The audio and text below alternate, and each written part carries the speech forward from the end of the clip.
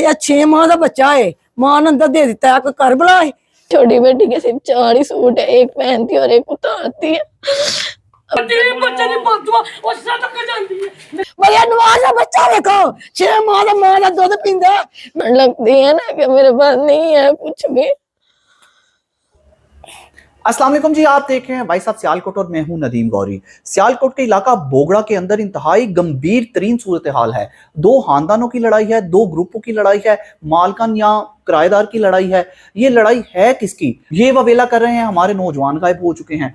Police कहती है हमें पता नहीं। उन्हीं की जुबानी सुनने के हुआ क्या है। नवाज सारे प्रयास होना असि 6 माह का बच्चा है, मां ने अंदर दे दिता है, कोई कर बुला है। नवाज असि बड़े गरीब हाँ, सारे बच्चे गरीब चौके रखे सोचनेगा। मरिया नवाज सारी प्रयास होना, मरिया नवाज पता सारे बच्चे पुलिस मार के सोचने कितने। नवाज साढ़े बड़ा जुलम होन दिया जाए। दूध 6 माह का बच्चा जे, मां का दूध पींदा कसूर दसा ना, कसूर की है दरा देन गई मरियम नवाज। पुलिस ने बहुत ज्यादा ज्यादती की मरियम नवाज सारे आगे बाल पुट्टे ने। मरियम नवाज सारा कसूर की है। मरियम नवाज कुछ ख्याल कर अगे घर सारा टुटा दे की तोड़। मरियम नवाज आ तुहानू दसाइए आ देखो मकान तोड़ पन छड़िया दा ना साडा, ठीक है। मरियम नवाज आ तुहानू वाइए साई किन्ने का गरीब आ तां साडे नाल की कीता ना वेखो। ए वेखो ज्यादती साडे नाल कीती ना पुलिस ने, ठीक है ना। साडे बच्चे भी साडे नाल छड़े ना। मरियम नवाज साडे इंसाफ चाहिए। मरियम नवाज दा बच्चा वेखो 6 माह दा मां दा दूध पींदा वेखो, ओदी मां ने अंदर दे छड़िया ना। सही गला जुल्म कीता साडे बच्चों ने, साडे बच्चों ने की कीता इन्हां की बिगाड़िया गया है। वेखो अब बच्चे वेखो, अब बच्चे वेखो, सानू इंसाफ चाहिए। मरियम नवाज सानू इंसाफ चाहिए। 6 दिन तो साडे बंदे गए अपने घर नहीं आए है कोई पुलिस ना सामने लेंदे पे करके सुट छड़िया ने साडे मार के बच्चे सुट छड़े ने। की कीता ना साडे बच्चे दा की सुनावे, साडे बच्चे ने की बिगाड़िया दादा, साडे बच्चे दा की सुनावे, साडे बच्चे दा की सुनावे।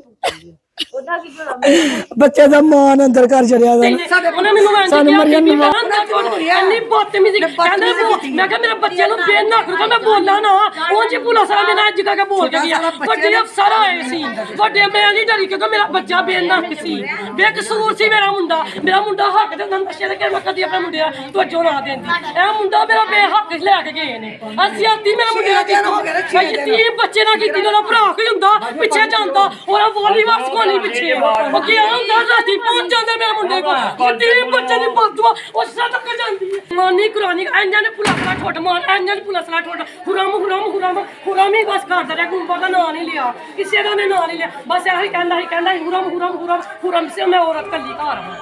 इस घर के जो मकीन है उनका मौकफ तो आपने जाना, उनका गिला भी सुना और उनकी अपील भी जो वज़ीर आला पंजाब मरियम नवाज से की जा रही है वो भी आपने सुन ली। इनके हवाले से जो इनके किराएदार हैं जिन्होंने इन पर FIR और मुकदमा दर्ज करवाए हैं उनका क्या मौकफ है इनके हवाले से। इनके बच्चे कहाँ गए, क्या वाकई उन्होंने इनके साथ ज्यादती की है या इन्होंने उनके साथ ज्यादती की है, क्या उनका कहना भी ठीक है या इनका कहना ठीक है। तो हम इसी को जानने के लिए इनके जो किराएदार थे उनके घर पहुंच गए, उनका क्या मौकफ है वो भी आप देख लें। 1 साल हो गया हमने एक किराए पे मकान लिया था, 5000 उसका किराया था। और जहाँ जिस मकान पे मैं रहती थी उन्होंने मुझ पर बहुत जुल्म किया है। मैं जिस दिन पहले दिन गई थी उन्होंने मेरा गैस का पाइप उतार दिया था, मैं खाना बना रही थी तो और उनकी बीवियों ने मुझ पर इतना जुल्म किया और उसके आदमियों ने फिर उन्होंने बाद में थाने जाके दरखास्त लिखाई है। 1 साल हो गया मुझे केस लड़ते हुए। मेरे पास तो अब इतने पैसे भी हैं कि मैं अपने बच्चों का दूध पूरा कर सकूं, इसलिए मैं अपनी अम्मी के घर आके रह रही हूँ। हमारे पे तो इतनी गुर्बत आ गई है कि मैं अपने बच्चों के कपड़े भी नहीं ले रही ठीक तरह से। और वो कह रहे हैं कि ये सारा कुछ मेरी वजह से हुआ है, अगर मेरी वजह से कुछ हुआ है तो मैं ऐसे क्यों करवाऊं। ये जो भी कर रही है सारा कुछ वो करवा रही। मेरी अम्मी भी किराए पे रहती है, मैं कहाँ पे जाऊँ, मुझे इंसाफ दें। ये हमारे घर भी आए थे, इन्होंने अपने लड़के खुद गायब करके पुलिस वालों को कहते हैं कि इन्होंने गायब किए हैं, हमने इनके लड़के नहीं गायब किए। तो रात को मैं हमारे घर आके मुझे मारने की कोशिश भी करके गए हैं और इतना कुछ करके गए हैं कि घर की हालत इतनी बुरी थी कि अगर आप लोग देखो तो आप लोगों को पता चले कि घर की क्या हालत है। और बाद में फिर हमें मार के बाद में पुलिस वालों को कहते हैं कि इन्होंने हमारे घर में जाके ये सारा कुछ किया। हमने कुछ भी नहीं किया, जो कुछ कर रहे हैं ये सारा कुछ कर रहे हैं। मेरी छोटी छोटी बच्चियां, मुझे इंसाफ दे। मैं तो अपने सामान के लिए बोल रही हूँ और मुझे मेरा सामान भी नहीं दे रहे हैं। मेरे बच्चों के कपड़े भी नहीं मेरे पास हैं, सारा कुछ उधर पड़ा हुआ है। इनके कपड़ों के लिए भी मेरे पास इतने पैसे नहीं है कि मैं इनके कपड़े लूं। मेरी छोटी बेटी के सिर्फ 4 ही सूट है, एक पहनती है और एक उतारती है। अभी इनको इतनी ठंड लगती है ना कि मेरे पास नहीं है कुछ भी। आपसे यही दरख्वास्त है कि मेरा सामान मुझे दिला दे और इनको सजा दे दे। दोनों पार्टियों के मौकफ जानने के बाद आप भी अपने फैसले से जरूर आगाह कीजिएगा कि आपको कहां तक समझ आई, गिल्टी कौन है और इनोसेंट कौन है।